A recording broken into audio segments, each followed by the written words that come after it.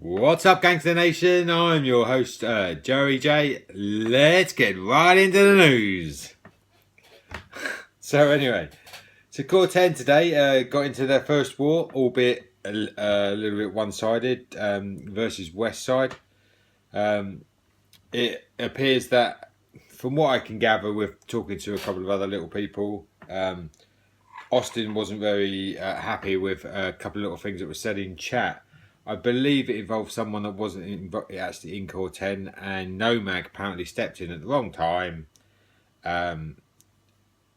Started winding up the situation like he does. I mean, come on, people, we all know what Nomag's like.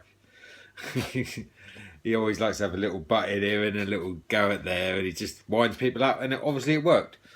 So anyway, they decided they weren't very happy, so they thought they'd get KO Kid to have a little bash at him, and apparently he fired 175k bullets at him, which wasn't quite what Nomag's backfire is. So Nomag just ended up killing him with backfire. Core 10 being pretty an old school family. I'm trying to do this not as the boss of Core 10, but obviously I am the boss of Core 10. Been a bit of an old school family, weren't going to take that, so off they went. And before I'd even realised what had happened, we'd already started shooting. We got Snezdo there. He managed to kill Ruddy, and Wisdom returns right after the actual family dropped, by the way. Don Mafia got Jay for fun. Unstoppable got Austin 513 and LOL Talon. Fusion killed Miss Dawn, and Mandez right at the end got Toxic Hazard. Obviously Westside were gone fairly quickly, and that was the end of their family.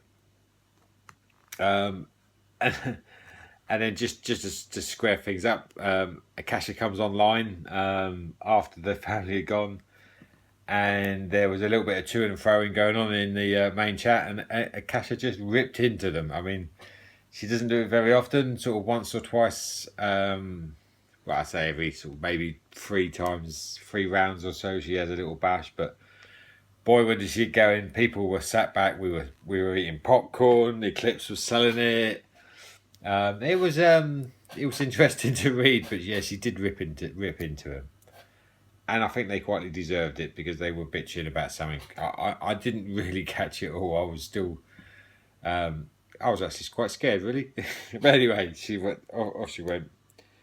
But yeah, I mean, it was basically I've got a little quote here from what Austin was mad because Nutty, that was the one, was not being nice about Miss Dawn, and then Nomag apparently came into the chat at the wrong time, and so they decided to shoot Nomag. And that was I'm assuming that's the end of West Side anyway. So they've gone, and that's it really. There's not much else to say about that. We literally, I mean, it was a pretty one-sided kit. You know, as I said earlier on, we had 7-0, I believe. 8. 1, 2, 3, 4, 5, 6, 7, 8-0 if you include the backfire kill. That is. Anyway, couple of little shout outs to get on with. One to Ryan. Grill says it's time to stop. Benny would like to say, this is a message that I actually got quite a while ago, that if you shoot him, you will die within 24 hours. All right, there you go. Chi is having a nice prison tattoo done. One of the lifers is doing it in the prison, and he wants you to stop busting him out. All right, he needs to get the bloody thing finished. I'd like to know what it is, and so would a lot of other people as well, by the sounds of it.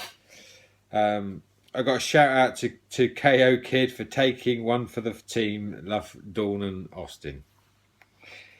This is a shout out from Rob.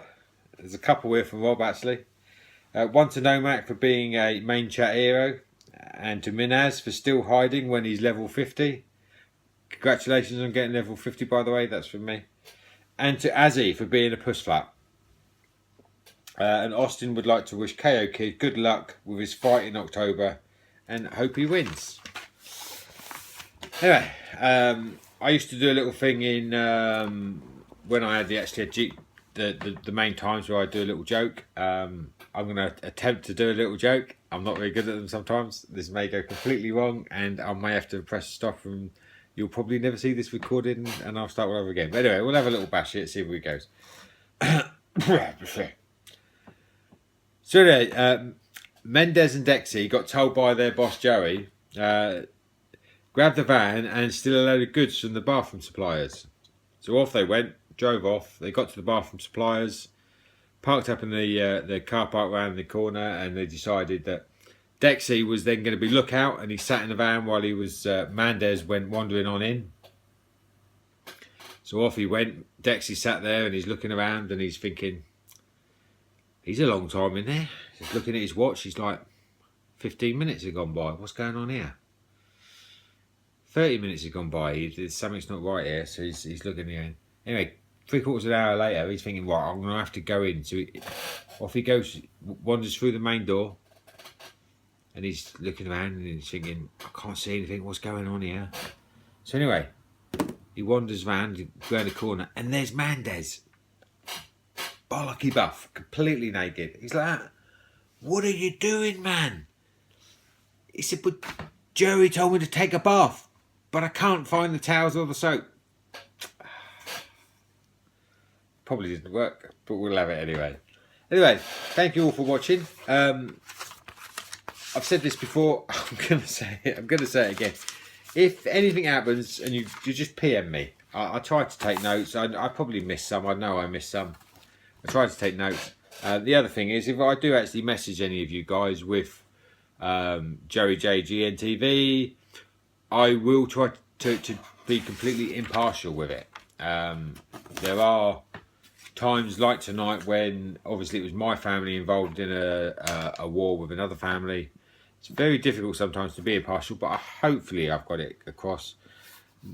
The war that happened today was obviously pretty one-sided. It's pretty hard to be impartial in any other way, really. But Court had a back. Thank you all for watching. You have a good time. Bye. Cracky.